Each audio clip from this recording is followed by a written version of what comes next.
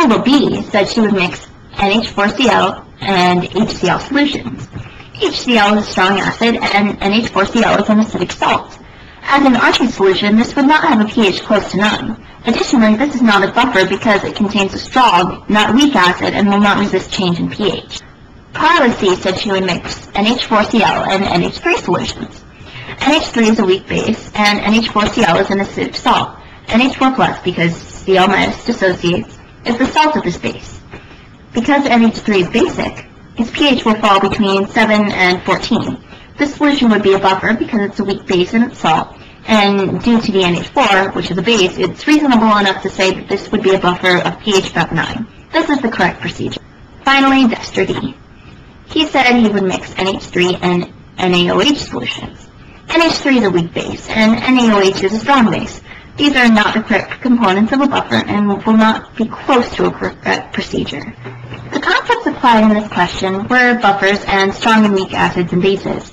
It was enough in this question to know these concepts, but they gave you a pKa. This is like pH, but instead of the negative log of the H plus concentration, it's the negative log of the Ka.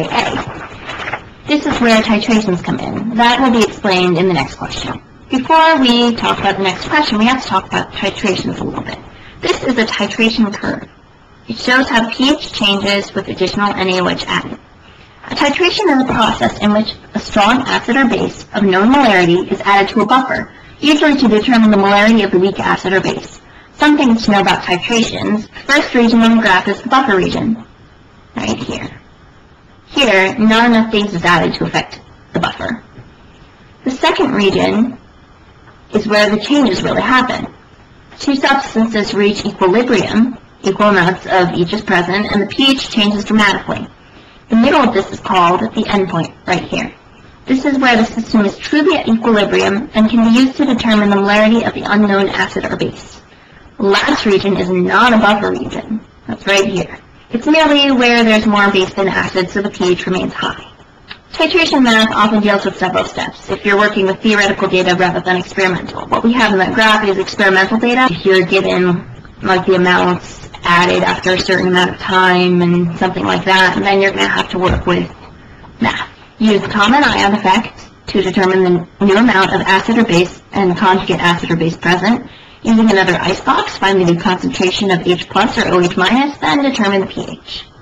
Finally, as mentioned before, pKa has to do with the titrations.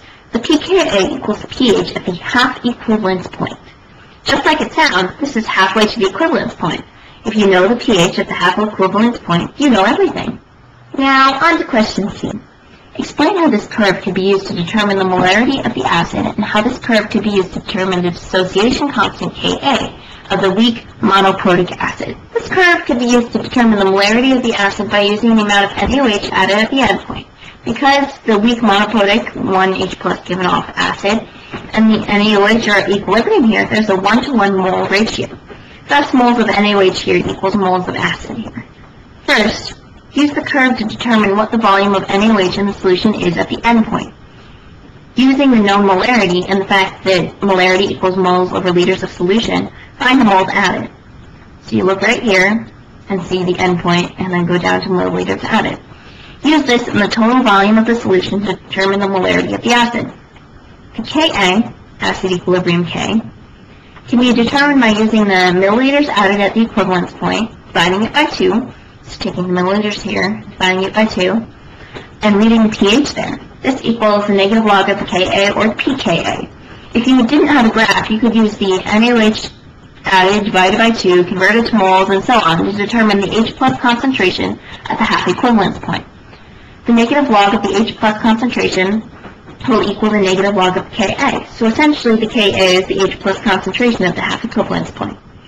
This asks you to apply a titration curve to find Ka and molarity of the acid. Pretty straightforward. Follow the directions here if there's math, but a more complicated scenario will be described in B. This question requires that you know